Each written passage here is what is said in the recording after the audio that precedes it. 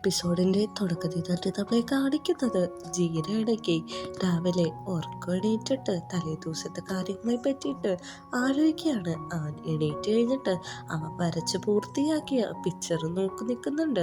അതിനുശേഷം അവൻ കോനെ വിളിച്ചിട്ട് എനിക്ക് ഈ ജോലിക്ക് ഓക്കെ ആണെന്നും പറഞ്ഞ് ഒരു വോയിസ് നോട്ട് അയക്കുന്നുണ്ട്.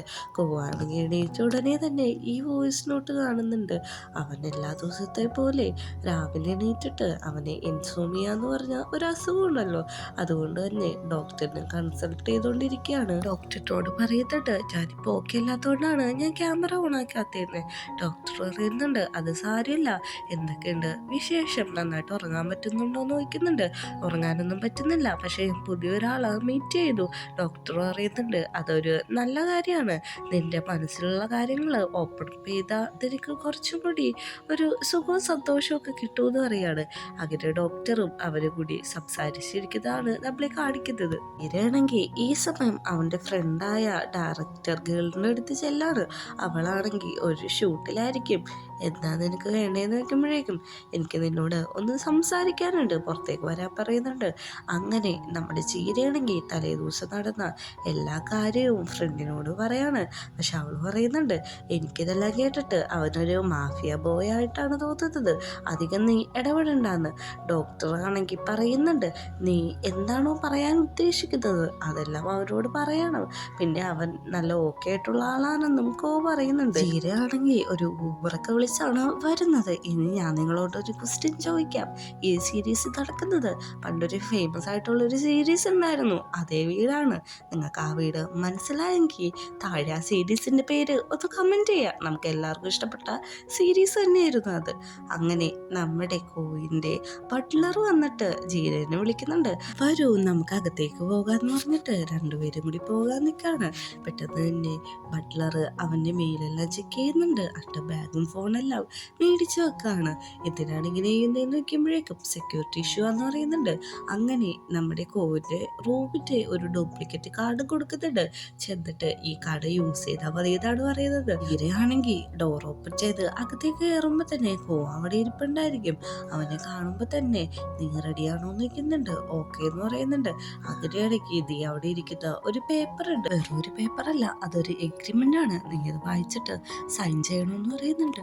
ഇതിലെന്താന്ന് ചോദിക്കുന്നുണ്ട്. അവൻ പറയുന്നുണ്ട് ഇതൊരു ഡീലാണ് എന്ന് വെച്ചിട്ടുണ്ടെങ്കിൽ നിനക്ക് ഇവിടെ വന്നിട്ട് എൻ്റെ ഒരു ഡീറ്റെയിൽസും പുറത്തേക്ക് പറയാൻ പറ്റത്തില്ല, അതായത് എൻ്റെ പേര് ബാക്കി ഡീറ്റെയിൽസ് എന്നെപ്പറ്റി ആരോടും പറയാൻ പറ്റില്ല, നിന്റെ ഫ്രണ്ട്സിനോടെല്ലാം, അതുകൊണ്ടാണെന്ന് പറയുന്നുണ്ട്. തീരെ ഒന്ന് ആലോചിച്ചതിന് ശേഷം അവൻ അതിൽ സൈൻ ചെയ്യുന്നുണ്ട്.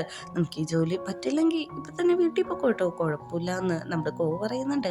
അപ്പോഴാണ് ജീര മനസ്സിലാലോചിക്കുന്നത് ഫ്രണ്ട് പറഞ്ഞിട്ടുണ്ടായിരുന്നു അവനെ കുറിച്ചുള്ള എന്തെങ്കിലും ഡീറ്റെയിൽസ് ആ വീട്ടിൽ തന്നെ ഉണ്ടാവും, എന്തെങ്കിലും അഡ്രസ്സോ അല്ലെങ്കിൽ അവൻ്റെ പേരെഴുതിയ കാർഡോ എന്തെങ്കിലും നീ തപ്പാൻ പറയുന്നുണ്ട്. അവൻ അങ്ങനെ അതെല്ലാം തപ്പുന്നുണ്ട്. ഈ സമയം നമ്മുടെ കോയാണെങ്കിൽ ബിസിനസ് പരമായിട്ടുള്ള സംഭാഷണത്തിലാണ്. ആ സമയം കൊണ്ട് തന്നെയാണ് ജീര തപ്പുന്നത്. കുറെ തപ്പിയിട്ടും അവനൊന്നും കിട്ടുന്നില്ല. പെട്ടെന്ന് അവന് ഒരു അഡ്രസ്സ് എഴുതിയിട്ടുള്ള ഒരു ലെറ്റർ കിട്ടുന്നുണ്ട്. അതിലെ അഡ്രസ്സ് ആണെങ്കിൽ അവൻ വേറൊരു പേപ്പറിലേക്ക് പകർത്തി എഴുതിക്കൊണ്ടിരിക്കുമ്പോഴാണ് രാവിലെ സെക്യൂരിറ്റി പറഞ്ഞ കാര്യം ഓർമ്മ വരുന്നത്. വേറൊന്നുമല്ല, അകത്തുനിന്ന് ഒരു സാധനവും പുറത്തേക്ക് കൊണ്ടുപോകാൻ പാടില്ല, തിരിച്ചു വരുമ്പോൾ നിന്റെ ബോഡി ഒന്നും കൂടി ചെക്ക് ചെയ്യും, അതേപോലെ അവിടെ നിന്ന് ഒരു സാധനവും എടുക്കാനും പാടില്ല എന്ന് പറയുന്നുണ്ട്. അതുകൊണ്ട് തന്നെ അവൻ ആ പേപ്പർ കീറി കളഞ്ഞിട്ട് അവൻ്റെ ഡ്രസ്സിൻ്റെ ഉള്ളിലെ സ്ട്രാപ്പില് ആ അഡ്രസ്സും കാര്യങ്ങളെല്ലാം എഴുതി വെക്കാണ്. ഈ സമയം നമ്മുടെ കോവാണെങ്കിൽ അവൻ്റെ കമ്പനിയിലെ ഒരു മാനേജറെ വിളിക്കുകയാണ്. മാനേജർ വേറെ ആരുമല്ല, നമ്മുടെ പാം തന്നെയാണ്.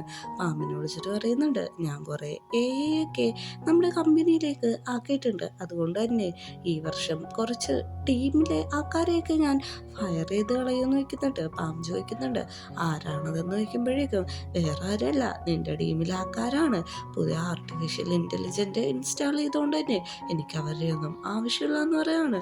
പാമ്പാണെങ്കിൽ സങ്കടത്തിലാവാണ്. വെച്ചതിന് ശേഷം തിരികെ ജീരയുടെ അടുത്ത് വന്നിട്ട് അവൻ്റെ അളവും കാര്യങ്ങളൊക്കെ എടുത്തുകൊണ്ടിരിക്കുകയാണ്. അവനോട് പറയുന്നുണ്ട് നിന്റെ ഷോൾഡറിൻ്റെ സൈസൊക്കെ എന്ത് ചെറുതാണെന്ന്. പക്ഷെ നമ്മുടെ ജീര ചോദിക്കുന്നത് വേറൊന്നുമല്ല, നിങ്ങൾ എന്തിനാണ് ഇങ്ങോട്ട് എന്നെ വിളിച്ചത്, ശരിക്കും എൻ്റെ ജോലി എന്താന്ന് പറയുന്നുണ്ട്. പെട്ടെന്ന് തന്നെ അവൻ ഫോൺ എടുത്തിട്ട് പറയുന്നുണ്ട്, ഞാൻ കുറച്ച് അളവ് അയച്ചിട്ടുണ്ട്, ഈ അളവിലുള്ള കൃത്യമായിട്ടുള്ള സൂട്ട് ഇന്ന് 4 മണിക്ക് തന്നെ തട്ടുമെന്ന്. നമ്മുടെ ജീരക്കാണെങ്കിൽ ഒരു എയർപോർട്ട് എടുത്തു കൊടുത്തിട്ട് ചെവി വെക്കാൻ പറയുന്നുണ്ട്. ഇനി നിന്റെ ജോലി എന്താണെന്ന് ഞാൻ വ്യക്തമായിട്ട് പറഞ്ഞുതരാം. ഞാനായിട്ട് അഭിനയിക്കണം, അതായത് ഇന്ന് മുതൽ നീയാണ് കെ. എന്ന് വെച്ചിട്ടുണ്ടെങ്കിൽ കോവിന്റെ ഷോർട്ട് ഫോം ആണെന്ന് പറയുന്നുണ്ട്. ചെയ്യേണ്ടത് എന്താന്ന് വെച്ചിട്ടുണ്ടെങ്കിൽ എനിക്ക് കുറെ മീറ്റിംഗ്സും കാര്യങ്ങളൊക്കെ ഉണ്ട്, എനിക്കതൊക്കെ ഇഷ്ടമല്ലാത്ത കാര്യമാണ്. അതുകൊണ്ട് തന്നെ എനിക്ക് പകരം നീ എവിടെ പോകണമെന്ന് പറയുന്നുണ്ട്. ഇപ്പോഴാണ് നമ്മുടെ ജീരക്ക് പെട്ടെന്നുള്ള അവസ്ഥ മനസ്സിലാവുന്നത്.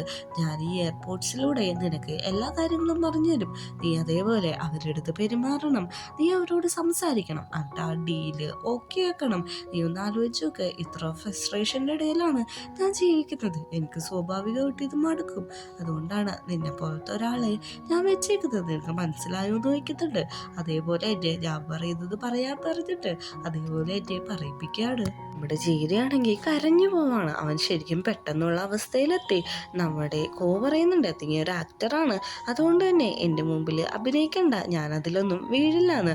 നിനക്ക് സ്ട്രെസ് ഉണ്ടെങ്കിൽ ഞാൻ ഉണ്ടാക്കിയ ഒരു ഡ്രിങ്ക്സ് ഉണ്ട്, അത് കുടിച്ചാൽ മതി, എനിക്ക് സ്ട്രെസ്സൊക്കെ വരുമ്പോൾ ഞാൻ അതാണ് കുടിക്കുന്നത്, നീ ഇത് കുടിച്ചാൽ ഓക്കെ എന്ന് പറയുന്നുണ്ട്.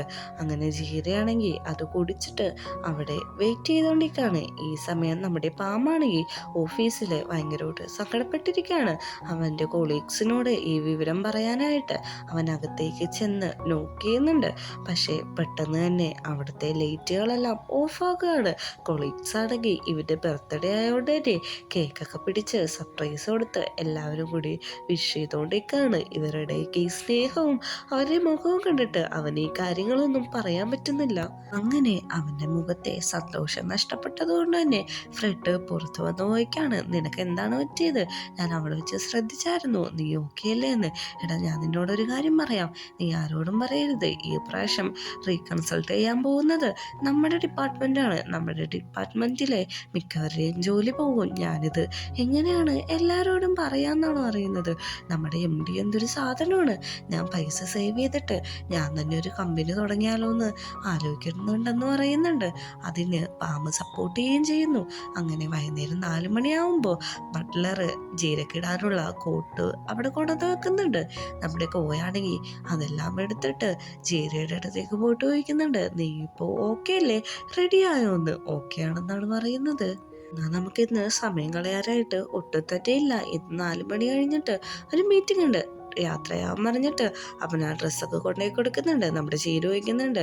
എന്തോരം വിദ്യാഭ്യാസമുള്ള ആൾക്കാരുണ്ട് ഇവിടെ, ലോയർമാരൊക്കെ ഉണ്ട്. പിന്നെ എന്തിനാണ് എന്നെ ഈ ജോലി ഏൽപ്പിച്ചതെന്ന്, നിന്നെ ഏൽപ്പിച്ച വേറൊന്നുമല്ല, നീ ഞാനായിട്ടാണ് അഭിനയിക്കുന്നത്, അതുകൊണ്ട് തന്നെ സ്റ്റൈലിഷ് വേണം, യൂണിക്ക് വേണം, സൗന്ദര്യം വേണം, അതുകൊണ്ടാണ് നിന്നെ ഞാൻ സെലക്ട് ചെയ്തതെന്ന് പറയുന്നുണ്ട്. അങ്ങനെ രണ്ടുപേരും കൂടി മീറ്റിംഗ് സ്ഥലത്ത് എത്തുന്നുണ്ട്. അവിടെ ചെല്ലുമ്പോഴേക്കും ജീരോ വയ്ക്കുന്നുണ്ട്, ഞാൻ എന്തിനെ കുറിച്ചാണ് സംസാരിക്കേണ്ടത്, എന്തിനെ കുറിച്ച് വേണമെങ്കിലും സംസാരിച്ചോളൂ, ആർട്ടിനെ കുറിച്ച് സംസാരിക്കാം, അല്ലെങ്കിൽ ഫാഷനെ കുറിച്ച് സംസാരിക്കാം, ആ ഡീൽ എന്തായാലും ഓക്കെ ആയാൽ മതി എന്ന് പറയുന്നുണ്ട്. അങ്ങനെ കോവാടക്കി ആ ബാറിലെ ഒരു സൈഡില് സാധാരണ ഒരാളെ പോലെ തന്നെ മാറിയിരിക്കുകയാണ്.